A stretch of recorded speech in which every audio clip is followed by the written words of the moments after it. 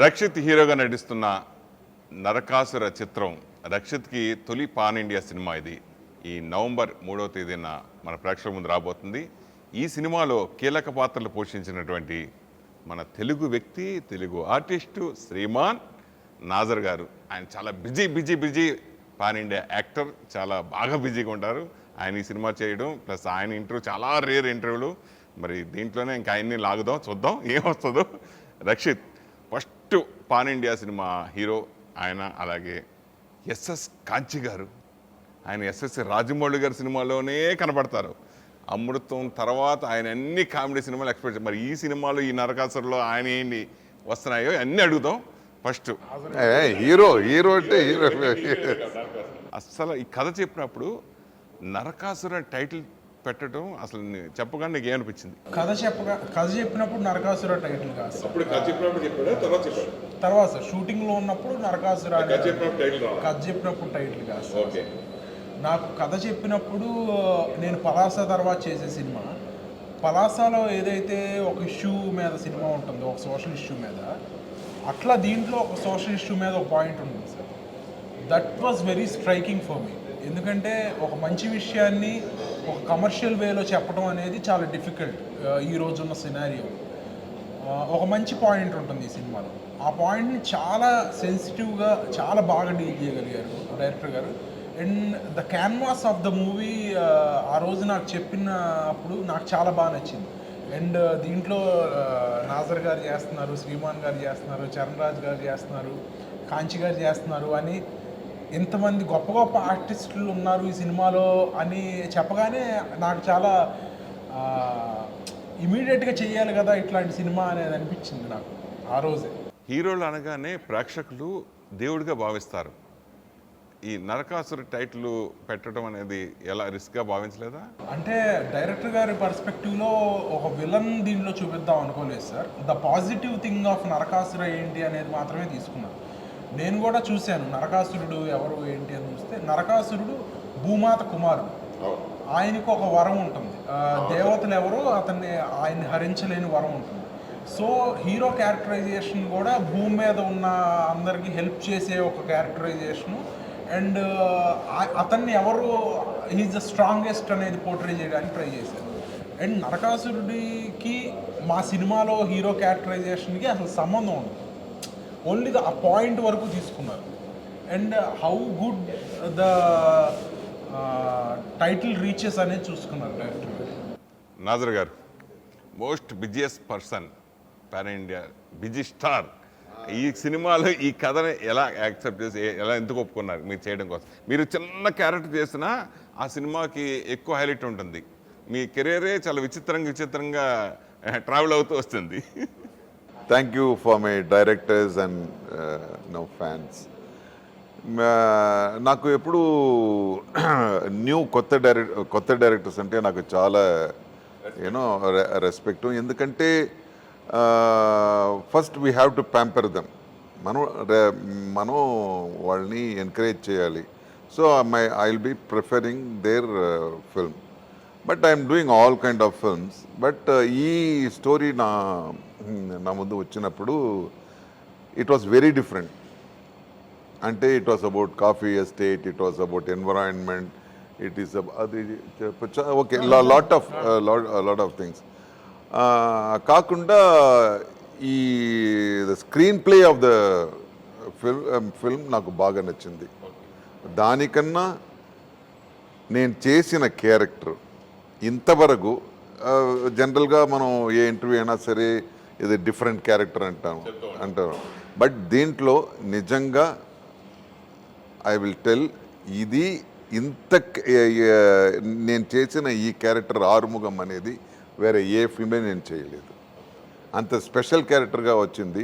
So ఇమ్మీడియట్గా నేను a film అయినా సరే ఐ టోల్డ్ మై వైఫ్, నేను ఈ ఫిల్మ్ చెయ్యాలి అని ఒప్పుకున్నాను ఆ క్యారెక్టర్ కోసం.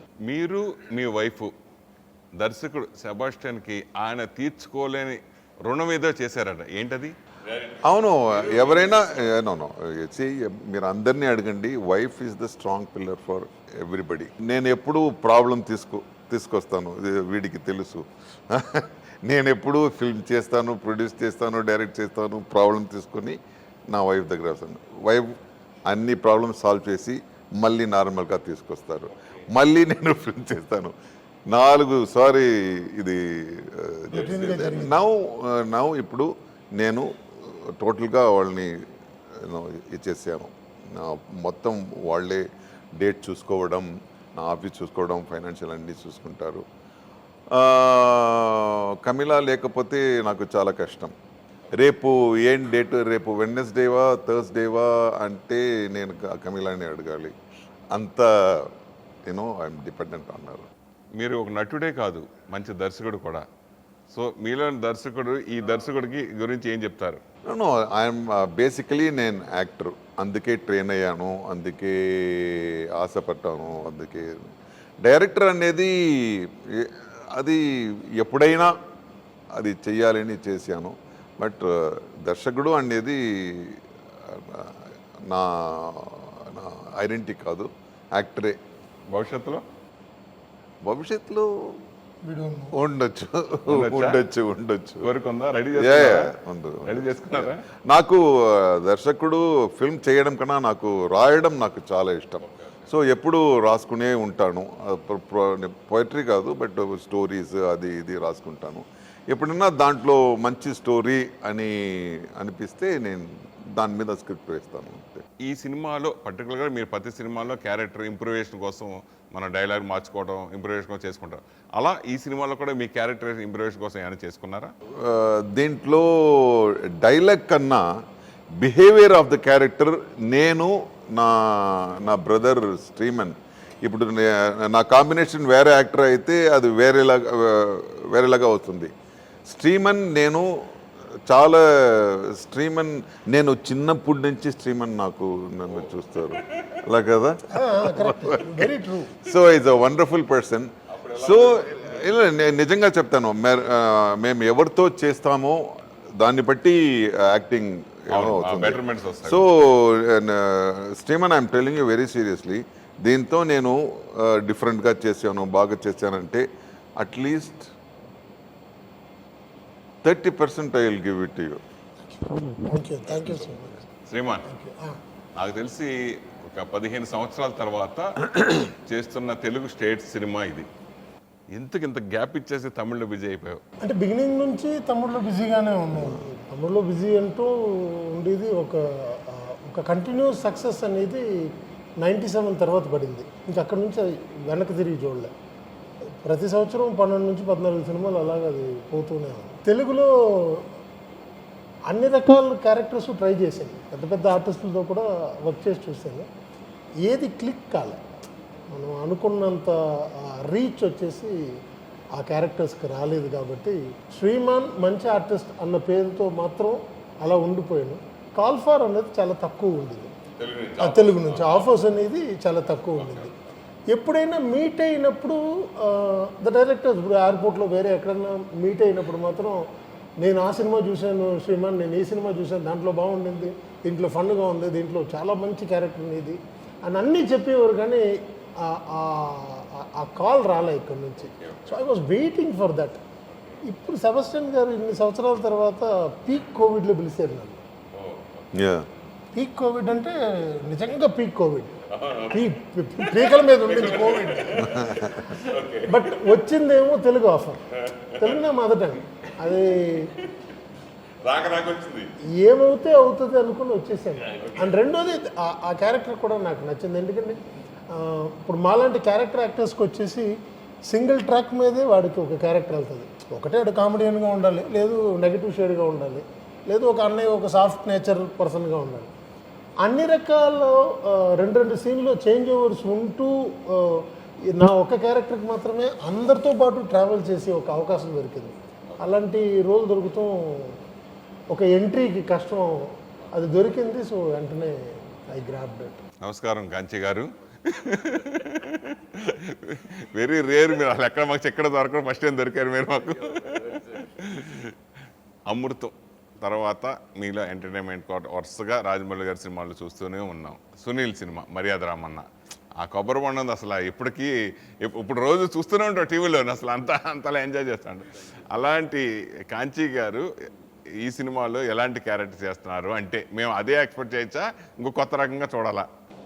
డెఫినెట్గా కొత్త రకంగానే చూస్తారండి. అసలు ఫస్ట్ ఆఫ్ ఆల్ నాకు సెబాస్టియన్ గారు వారాహి సాయి గారితో ఉన్నప్పుడు దగ్గర ప్రొడక్షన్ ఎగ్జిక్యూటివ్గా ఉండేవారు, అప్పుడు తెలుసండి నాకు. ఆయన సడన్గా నేను డైరెక్ట్ చేస్తున్నాను అనేసరికి I was surprised. First thing ఏంటంటే, లేదంటే నేను ఫుల్ ఫ్లెజ్డ్గా ఫిలిం స్కూల్లో అది చేసి నేను ఇందులోకి వచ్చాను, నేను అలాగే తెలుసు కానీ ఎగ్జిక్యూటివ్గా you don't know the other aspect of me అని అన్నారు. అనేసరికి బాగానే ఉందని చెప్పేసి సినిమా చేయాలని. ఏముంటుంది, ఒక 2 రోజులు 3 రోజులు క్యారెక్టర్ ఉంటుంది, అంతకు మించి ఇంకేముంటుంది అని చెప్పి సరే అన్నాడు. I happen to work for almost 27 days అండి ఈ సినిమాకి, 27 రోజులు. ఎంత ఉంది క్యారెక్టర్ అది తీసి పక్కన పెడితే, the dedication of this director is such that 1-2 రోజులు అయితే కంప్లీట్గా ఏమీ చేయలేదు. But we were waiting for that day. ఈరోజు నా మీద ఏమి చేయలేదు అనేటటువంటిది ఏది లేదు. ఎందుకంటే మొత్తం కార్డియల్ అట్మాస్ఫియర్ అక్కడ. నాకు ముఖ్యంగా నాజర్ గారు బట్టి శ్రీమాన్ గారు, రక్షిత్ నాకు చాలా మంచి ఫ్రెండ్ అయిపోయాడు దీంట్లో. నాలో పని ఏమి లేకపోయినా పాపం డైరెక్టర్ ఎంత కష్టపడుతున్నాడు దీన్ని తీసుకురావడానికి అనేది చూస్తూ కూడా మేము దీనికోసం ఎంతైనా కష్టపడచ్చు అని చెప్పేసి అని కష్టపడడం. అండ్ ఇట్స్ వర్త్ ఇట్ అండి, నిజంగానే చాలా రకాలుగా వర్త్ ఇట్. ఎలాగంటే ఇప్పుడు వరకు ఎవరు తెలుగు సినిమా స్క్రీన్ మీద చూడనటువంటి లొకేషన్స్లో తీసుకెళ్ళి ఆయన చూపించాడండి. ఎక్కడో మధ్యప్రదేశ్లో జబల్పూర్ అనేటటువంటి ఒక చిన్న 2-tier సిటీ అది. దాని పక్కన అడవుల్లోని ఒక డ్యామ్ దగ్గర కొండలు అసలు కార్లు కూడా వెళ్ళవు. కానీ మేము ఏంటంటే నడిచేసి వెళ్ళడం. అక్కడ ఫుడ్ కూడా పెద్దగా ఏముండేది కాదు, ప్రొడక్షన్ వాళ్ళు చేసి తీసుకొద్దామన్నా చాలా దూరం, చాలా కష్టం. But we didn't feel that hardship at all because of the dedication of the director and the ambience of the entire shooting unit, and that's something great. And ఈ సినిమాలో నన్ను కామెడీగా తీసుకుంటారనుకుంటే కామెడీ కాదు. I played the role of Rakshit father. చాలా sentimental Rakshit ఫాదర్గా ఇచ్చారు నాకు. అది చాలా ఒక డిఫరెంట్ ఎక్స్పీరియన్స్ అండి. So you can't expect comedy from me in this. అది ఒక రకంగా నాకు మంచిదే అని అనిపించింది, ఎందుకంటే ఒక డిఫరెంట్ పోర్ట్రేల్ దొరికింది ఈ సినిమాలో.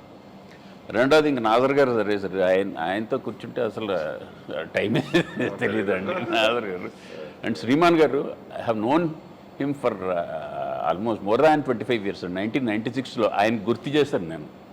మీరు పనిచేసిన మీరు ఫస్ట్ టైమో మరి నాకు తెలియదు యాక్ట్ చేసినటువంటి ఒక సినిమా మా ఇంటి ఆడపడుచు అని ఒక సినిమా. దానికి నేను అన్ని శాఖల్లోని పనిచేయాలని ఫస్ట్ అసిస్టెంట్ డైరెక్టర్గా చేస్తూ మా ఇంటి ఆడపడుచున్న సినిమాకి నేను దానికి ప్రొడక్షన్ మేనేజర్ డిపార్ట్మెంట్లో చేశాను. అప్పుడు ఆయన నాకు పరిచయం, అది నేను ఆయనకు గుర్తు చేశాను. అప్పటి నుంచి చూస్తుంటే ఆయన సడన్గా ఆ సినిమాలో ఒక విలన్ క్యారెక్టర్ చేశారు. దాని తర్వాత suddenly he turned out to be very great comedian.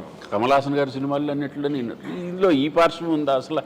What a beautiful artist ఈయన, ఎంత గొప్పగా చేస్తున్నాడు, మంచి కామెడీ.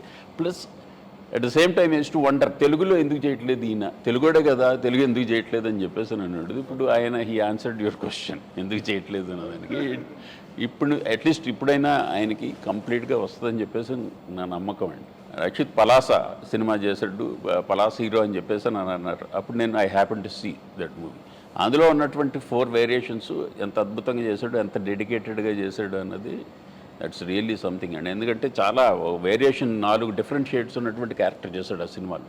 దానికోసం ఫస్ట్ నుంచి గడ్డం పెంచుకుని తర్వాత రివర్స్లో చేసుకుంటా వచ్చానని చెప్పాడు. ఇవన్నీ చూస్తే this guy he has got something, తనకంటూ ఒక కెరీర్ నిర్మించుకునేటటువంటి అవకాశం ఉంది ఈ ఫీల్డ్లో అని చెప్పేసి నన్ను అనిపించింది ఇది. అండ్ హీరోయిన్స్, 2 హీరోయిన్స్ ఉన్నారండి ఇందులో. ఇందాక మీరు చూసే ఉంటారు, అపర్ణ అని మెయిన్ హీరోయిన్ అమ్మాయి, ఇంకో అమ్మాయి కూడా ఉందండి. అమ్మాయి పేరేంటి, దేవాంగన,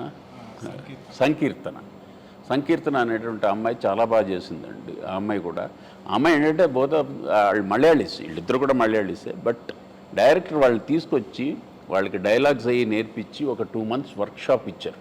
ఆ వర్క్షాప్లో అసలు మాకంటే కూడా తెలుగు వాళ్ళమైన మాకంటే కూడా వాళ్ళు బాగా నేర్చుకుని చెప్పడం చూస్తే చాలా ముచ్చటేసింది. ఆ అమ్మాయికి కూడా మంచి ఇది ఉంటుందని చెప్పేసి నేను అనుకుంటున్నాను. ఐ థింక్ రక్షిత్ నెక్స్ట్ సినిమాలో ఆ అమ్మాయి మెయిన్ హీరోయిన్గా కూడా చేస్తుంది.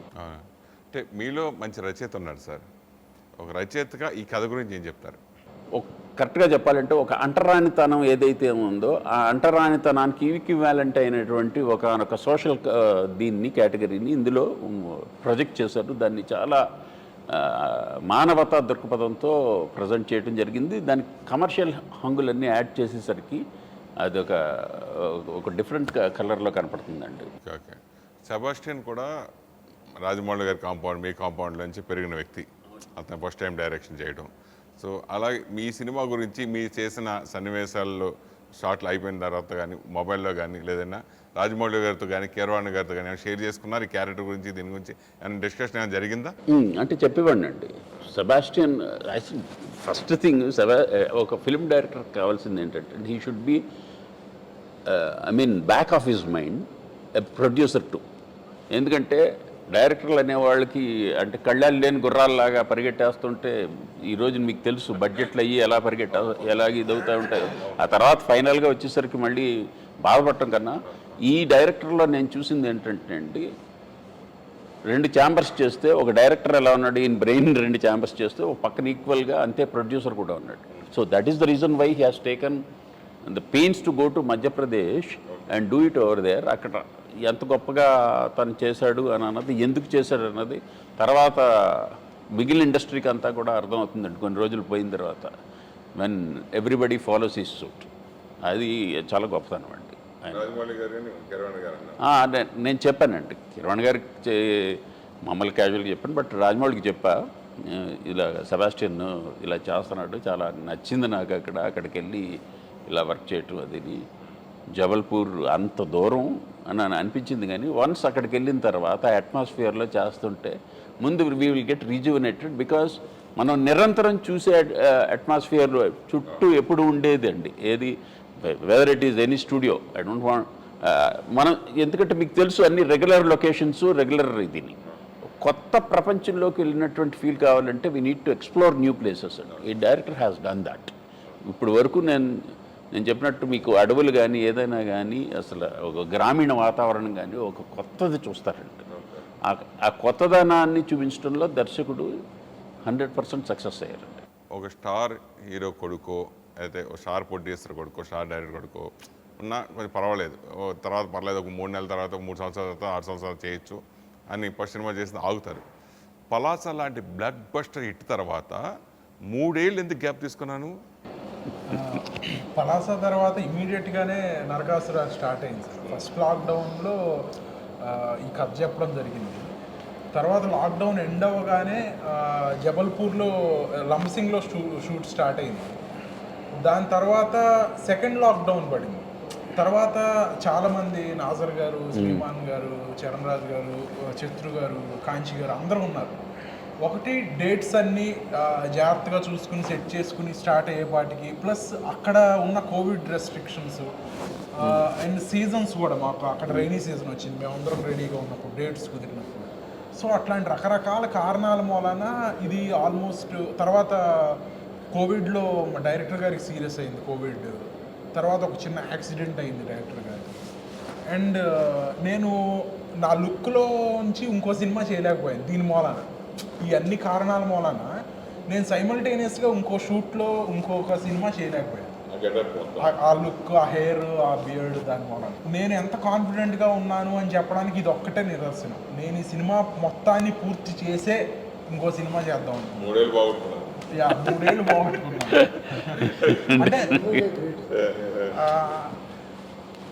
అంటే అంత కాన్ఫిడెంట్గా ఉన్నాను నేను ఈ సినిమా మీద. ఈ సినిమా కంప్లీట్గా గుమ్మడికాయ కొట్టిన తర్వాతే నేను ఇంకో సినిమా స్టార్ట్ చేశాను. ఇవాళ అందరూ అంటున్నారు మంచి సినిమా తర్వాత 3 ఏళ్ళు గ్యాప్ తీసుకున్నామని. అది డెఫినెట్గా November 3 మీరు థియేటర్స్లో చూసిన తర్వాత మేమందరం ఏం మాట్లాడుతున్నామో, మేము ఏం చేసామో అనేది మీకు అర్థమవుతుంది. డెఫినెట్గా ఒక అద్భుతమైన విజువల్, ఒక ఫ్రెష్ ఫీలింగ్. నన్ను రక్షిత్గా చూడరు, శివాగా చూస్తారు. సార్ని నాజర్ గారిలా చూడరు, ఆరుముఖం అనే క్యారెక్టర్లో చూస్తారు. అలా each and every character has N arc. మా ఎవరిలో ఎవరు లేకపోయినా నరకాసుర కంప్లీట్ అవ్వదు. కంప్లీట్ అవ్వదు. Each and every one has an importance, each and every one has an arc. Beginning నుంచి ఎండింగ్ దాకా ప్రతి ఒక్కళ్ళు ఉంటారు.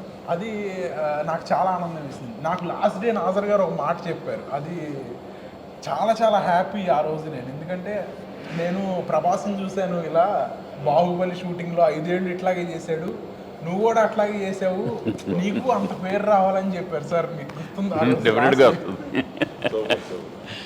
దట్ డే ఐ ఫెల్ట్, నిజంగా ఆ రోజు నాకు గూస్ బంప్స్ వచ్చాయి.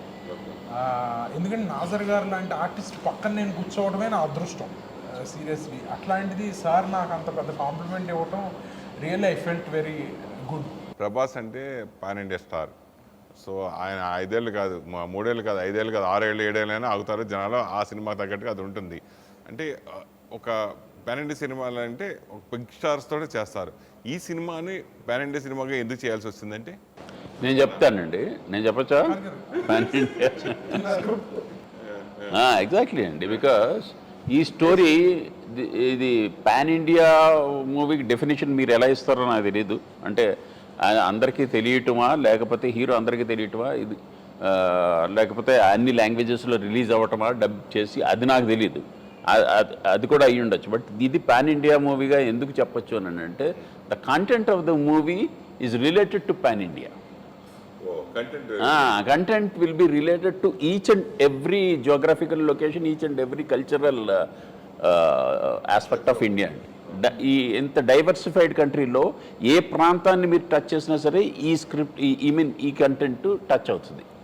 సో అందులోంచి మీరు పాన్ ఇండియా అని పిలవచ్చు దీన్ని. అవును, ఈ సినిమాని కొంతమంది కాంతార సినిమాతో పోల్చారండి, అదేంటి అది అట్లా?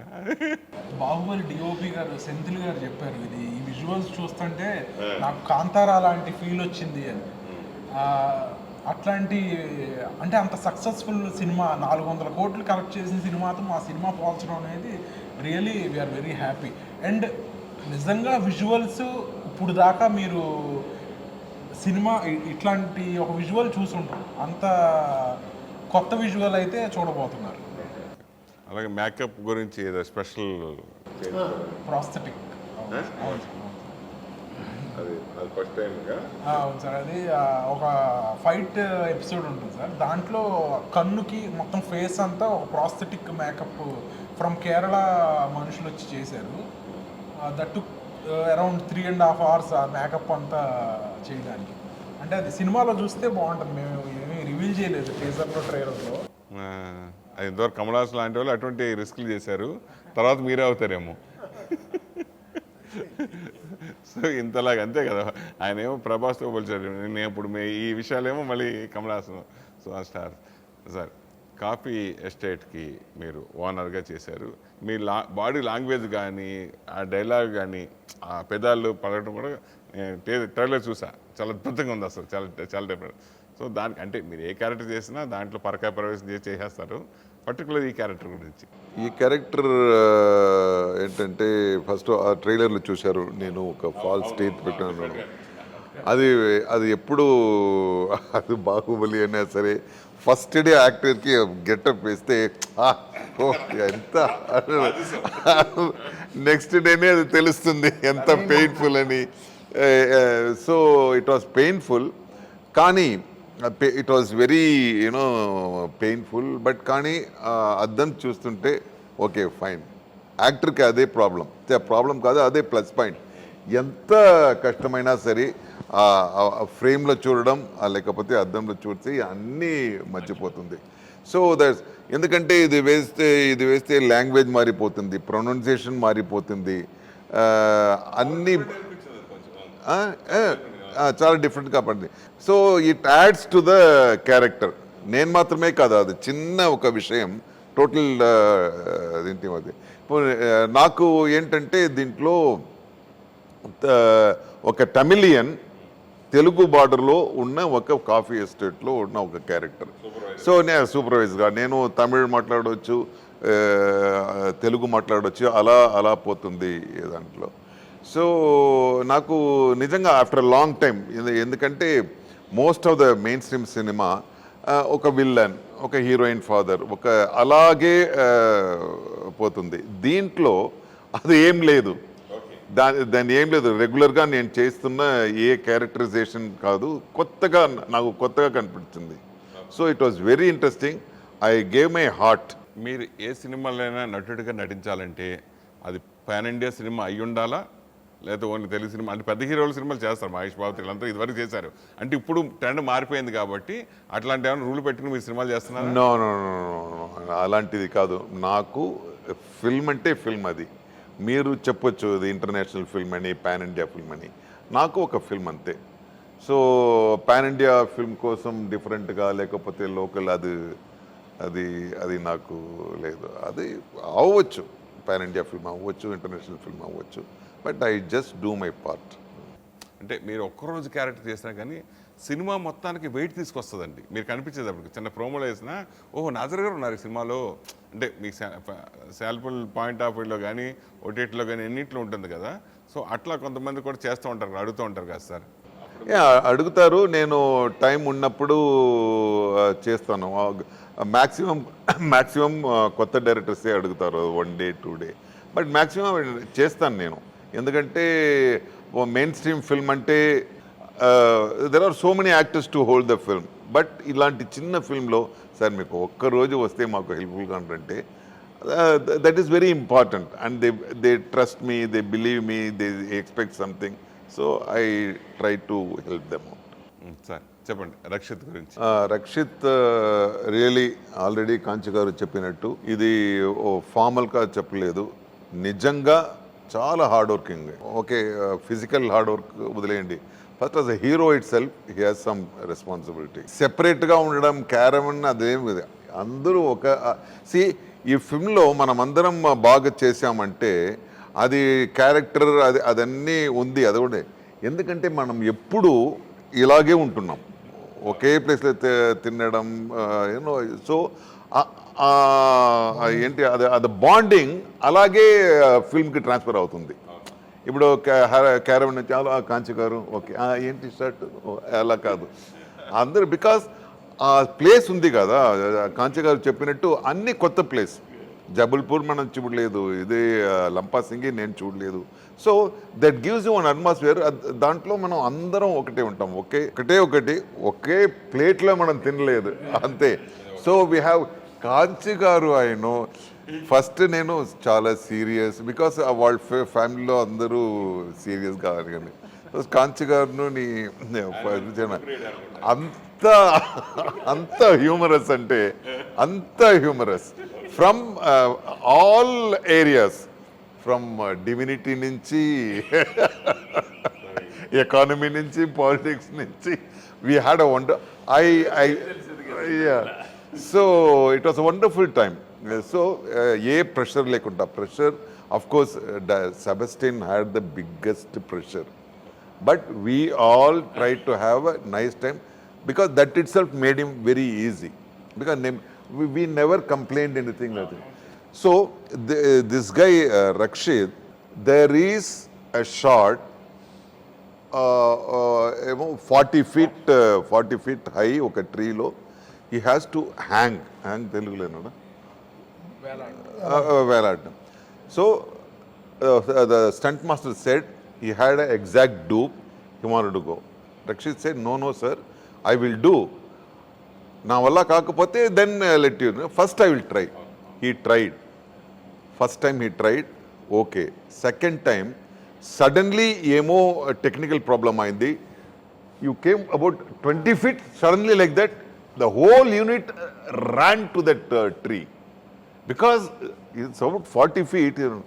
Luckily, ఆ 20 feetలోనే అలా ఆగిపోయింది, అది ఓడిపోయింది. అది then again stunt master said మీరు దిగండి. నేను రక్షిత్ సెడ్ నో, నేను చేస్తాను, నాకు ఏమవ్వదు, my parents blessing is there, God blessing is there. He did that. ఎందుకంటే safety first, it's very important. But he took risk, lot of risk.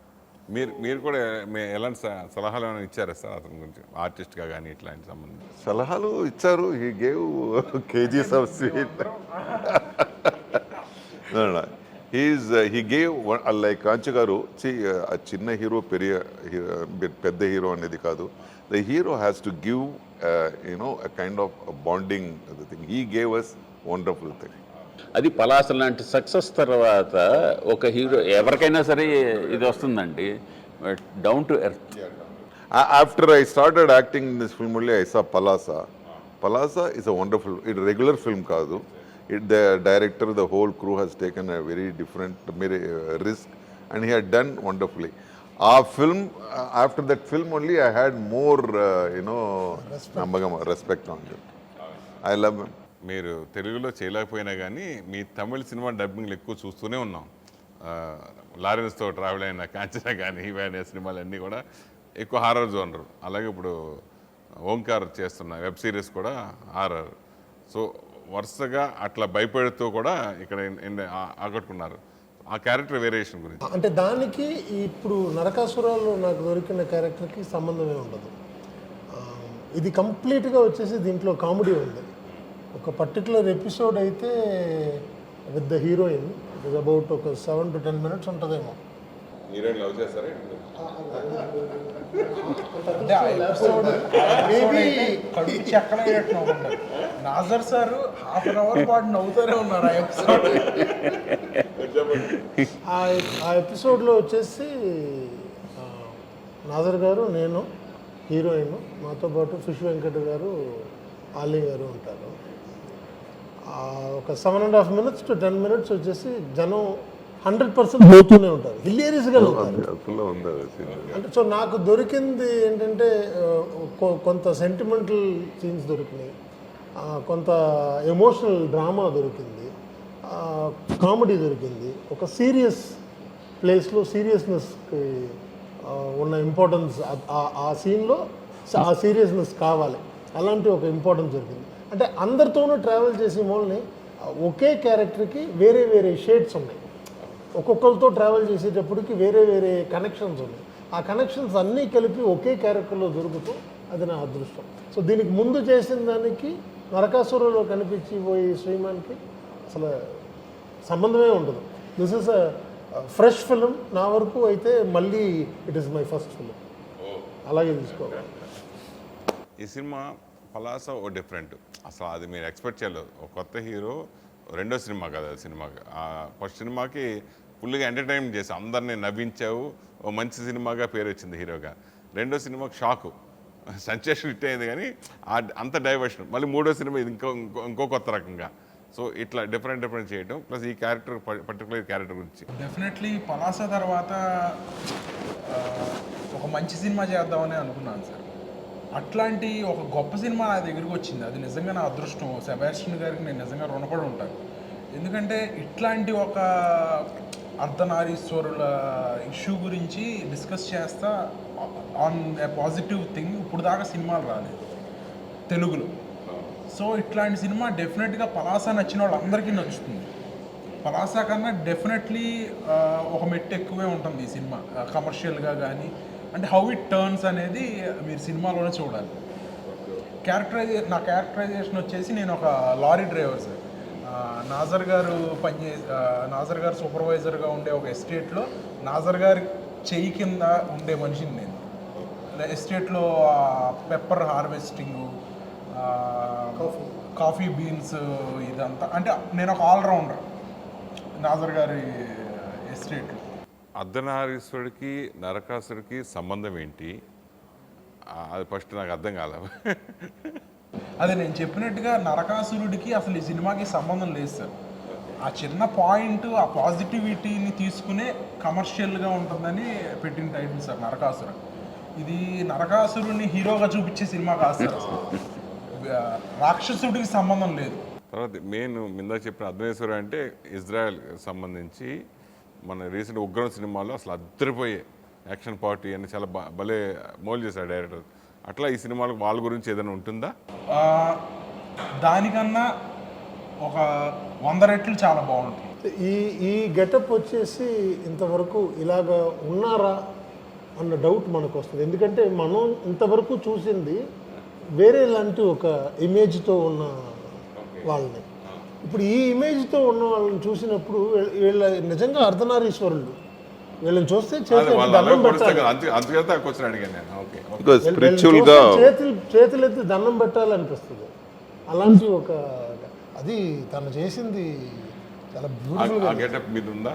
శత్రు గురించి చెప్పు. శత్రు చేశారు ఆ క్యారెక్టర్.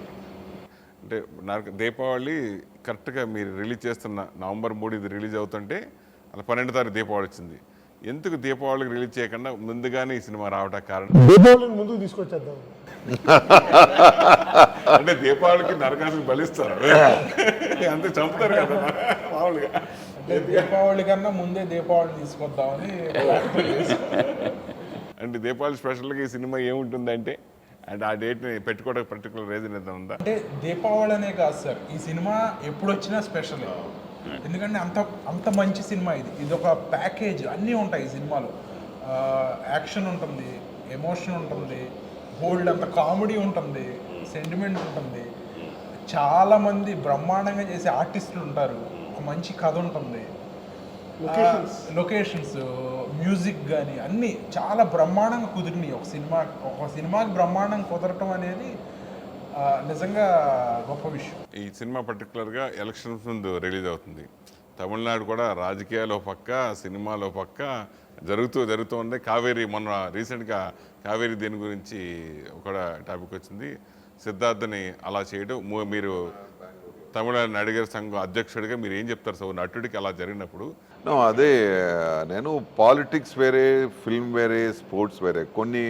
కొన్ని విషయాలు it has to be for that matter everything should be out of politics. రాజకీయం అనేది అది అందరిలో like you cannot put everything in the same spices. So I think it's a high time we keep politics away from arts and sports particularly. Sir మీరేంటి ఇప్పుడు ఈయన కూడా ఆయన కాంపౌండే కాబట్టి రాజమౌళి కాంపౌండ్లో సినిమాలు మాత్రం చేస్తారా, బయట సినిమాలు మీరు చేయరా? అలాగని ఎందుకు అనుకుంటారండి, ఇప్పుడు దీంట్లో చేయలేదు. ఇది ఆ కాంపౌండ్ డైరెక్టర్ కాబట్టి లేదండి, నాకు అలా కాదు. నేను బేసికల్గా నేను రైటర్ని కాబట్టి నా స్కెడ్యూల్కి ఇబ్బంది కలగకుండా ఉండేలాగా నేను చూసుకుంటూ ఉంటాను. ఎప్పుడైనా ఎవరైనా అడిగినప్పుడు సిట్టింగ్స్ అయ్యి ఉన్నాయి, స్టోరీ సిట్టింగ్స్ నాకు రావడం కుదరదు అనుకున్నప్పుడు నేను చేయలేనని చెప్పేస్తూ ఉంటాను. లేదు నాకు కుదురుతుంది అనుకున్నప్పుడు చేస్తూ ఉంటానండి. అదేమి అక్కడే చేయాలని లేదు. రాజమౌళి ఏంటంటే కొన్ని క్యారెక్టర్స్ అక్కడ చేస్తే బాగుంటుంది, నువ్వు చేస్తేనే బాగుంటుంది అని అనబట్టి నేను చేశాను, కానీ లేకపోతే పర్టికులర్ ఇదేమి లేదు, అలాగేం లేదండి. రాజమౌళి గారు వర్కింగ్లో మీ పాత్ర ఎంతవరకు ఉంటుంది? లేదండి, ఏ వర్కింగ్లో అండి?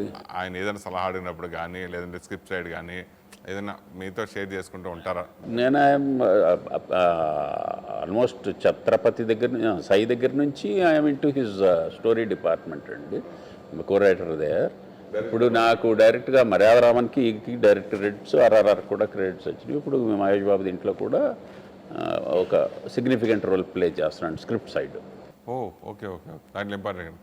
నాదర్ గారు మీరు కూడా చేస్తారు మహేష్ బాబుతో రాజమౌళి సినిమాలో? లేదు, ఇంతవరకు కన్ఫర్మ్ లేదు. లేదు ఇంతవరకు లేదు. వచ్చింది ఆయనకు తెలుసు.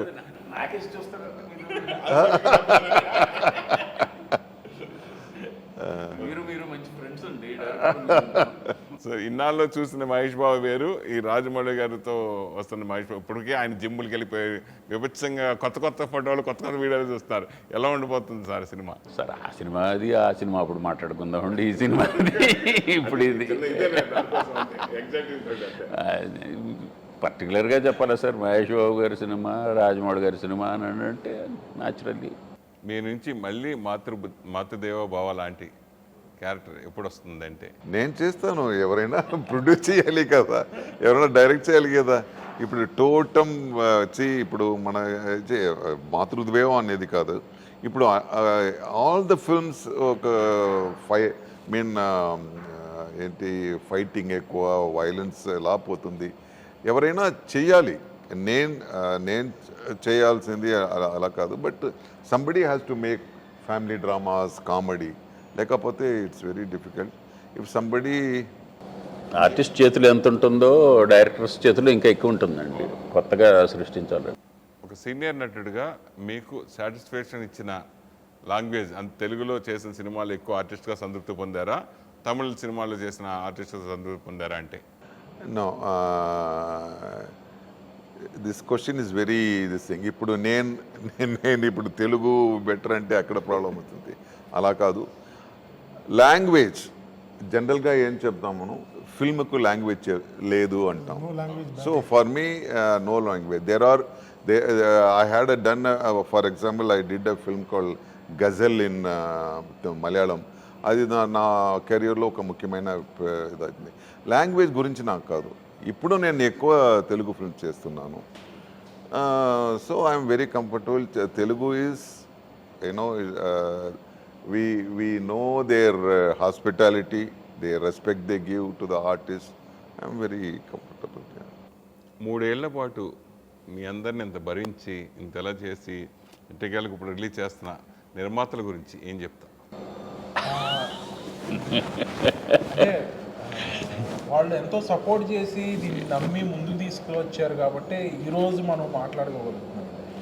ఎందుకంటే ఒక సినిమాకి నిర్మాత చాలా ముఖ్యం, ఏ స్టేజ్లో అయినా సరే. మమ్మల్ని అందరినీ బాగా చూసుకోవాలి, మా ప్రతిరోజు కారు ఉండాలి, మా ఫుడ్ జాగ్రత్తగా చూసుకోవాలి, అంటే ఎవ్రీ ఇష్యూ. అంటే ఈ సినిమా సంవత్సరంలో అయిపోతుంది అనుకున్న సినిమా 3 ఏళ్ల పాటు జరిగింది అంటే ఆబ్వియస్లీ బడ్జెట్ కొంచెం పెరుగుతుంది. సో అవన్నీ సినిమా బాగా రావాలి అన్న ఆలోచనతో డైరెక్టర్కి ఏం కావాలి ఇదంతా జాగ్రత్తగా చూసుకుని చాలా బాగా ప్లాన్ చేశారు. ప్రొడక్షన్ వైజ్ చాలా బ్రహ్మాండంగా ఉంటుంది సినిమా, మంచి ప్రొడక్షన్ వాల్యూస్ ఉన్న సినిమా. ఒక కంఫర్టబుల్ డైరెక్టర్ ఒక ప్రొడ్యూసర్కి దొరికితే ఆ ప్రొడ్యూసర్ గారు సెట్కి రావాల్సిన అవసరమే లేదు. If there is a producer inside a director, he can balance everything and he'll definitely make a profitable film. అది మేము సెబాస్టియన్ గారిలో చూసాం. సో దీని ప్రొడ్యూసర్స్ వచ్చేసి డాక్టర్స్, వాళ్ళ ఆ ప్రొఫెషన్లో ఉండి ప్యాషన్తో ఫిల్మ్ ఇండస్ట్రీకి వచ్చారు. ఈ గ్యాప్లో డెఫినెట్గా రక్షిత్ గారు చెప్పినట్టు చిన్న బడ్జెట్ పెరుగుతూ ఉంటుంది. ఆ పెరిగిన దాన్ని వేరే ఎక్కడెక్కడంతా కాంప్రమైజ్ చేసి వేరే ఏమేమి సోర్సెస్లో దాన్ని తగ్గించగలరో అది ఒక డైరెక్టర్ గారు. అంటే ఈ కథ ఆంధ్ర తెలంగాణ బార్డర్ ఇందాక చెప్పారు కదా, ఆంధ్ర తమిళనాడు బార్డర్ అన్నారు. అక్కడి నుంచి మళ్ళీ కేరళ కూడా షూటింగ్ చేసినట్టున్నారు. కేరళ కూడా కొంత కేరళ బార్డర్లో జరిగే ఒక కేరళకు సంబంధించిన కాఫీ ఎస్టేట్. లింక్ ఏంటి కదా, నేను లారీ వేసుకుని కేరళ వెళ్తాను. కాఫీ అనే కమాడిటీ ఇక్కడి నుంచి అక్కడ వెళ్ళాలి కదా, దాంట్లో జరుగుతున్న అంటే నరకాసుని అంటే రివర్స్లో మనం చేసుకున్న మెయిన్ హీరో గోల్ ఏంటి సినిమాలో? అది సినిమాలోనే చూడాలి సార్. అదే కొన్ని అన్ని ఇప్పుడు చెప్పగలుగుతాను, మంచి స్ట్రాంగ్ కాఫీ లాంటి సినిమా మా cinema. Strong freshly ground sir. మనం ఇప్పుడు ఒరిస్సాలో తాగాం కదా, yeah that's the best coffee. Coffee బాగా ఎక్కువ తాగుతూ ఉంటారా? నేను వెల్ బ్రూడ్ కాఫీ తాగుతాను. ముఖ్యంగా ఈ సినిమా బ్యాక్గ్రౌండ్ స్కోర్, సంగీతం గురించి, ఆ మ్యూజిక్ డైరెక్టర్ గురించి నౌఫల్ రాజు గారు చేశారు సార్. ఈ సినిమాకి మ్యూజిక్ ప్రాణం సార్. సినిమా చూసిన తర్వాత డెఫినెట్గా మాట్లాడుకునే 3 మాటల్లో బ్యాక్గ్రౌండ్ స్కోర్ గురించి, మ్యూజిక్ గురించి ఉంటుంది సార్. రెహమాన్ గారు స్టూడియోలో చేశారు కంపోజిషన్ అంతా. The way he use the instruments, live చాలా ఇన్స్ట్రుమెంట్స్ వాడారు. అండ్ కామెడీ కూడా చాలా ఎన్హాన్స్ అయింది ఆర్ఆర్ అనేది. అది సినిమా చూస్తే మీకు అర్థమవుతుంది నేను ఇప్పుడు చెప్పే కన్నా. సెకండ్ హాఫ్లో కొన్ని యాక్షన్ ఎపిసోడ్స్ ఉంటాయి సార్, దానికైతే అసలు బ్రహ్మాండంగా ఉంటాయి. అఖండాలో తమన్ గారు ఎట్లా కొట్టారో ఆ రేంజ్లో ఉంటుంది. ఓ అంటే బాక్సులు బద్దలవుతాయి, స్మోక్స్ వస్తాయా, ఫైర్ వస్తుందా, మంటలు వస్తాయి కదా, ఆయన కదా, ఆ రేంజ్లో ఉంటుంది ఆర్ఆర్. డెఫినెట్లీ అంత విజువల్ తీశారు, అంత రేంజ్లో ఆర్ఆర్ ఉంటుంది. సో ఇదండి నరకాసుర విశేషాలు. నాజర్ గారు ఎంటర్ అయ్యారంటేనే ఆ సినిమాలో ఏంటో కొంత విషయం ఉండి ఉంటుంది. ఆయన ఫస్ట్ టైం మళ్ళీ కొంచెం కొత్త డైమెన్స్ కనబడుతున్నారు కాంచి గారు. అట్లాగే శ్రీమాన్ 15 సంవత్సరాల తర్వాత మళ్ళీ తెలుగులో చేశారు. సో పలాస లాంటి బ్లాక్ బస్టర్ హిట్ తర్వాత రక్షిత్ చేస్తున్న సినిమా ఇది. నవంబర్ 3వ తేదీన వస్తుంది. మీరు తప్పకుండా చూడండి. ఈ cinema block buster cinema Telugu భాషలో అందించబోతున్నారు. నమస్కారం. Thank you.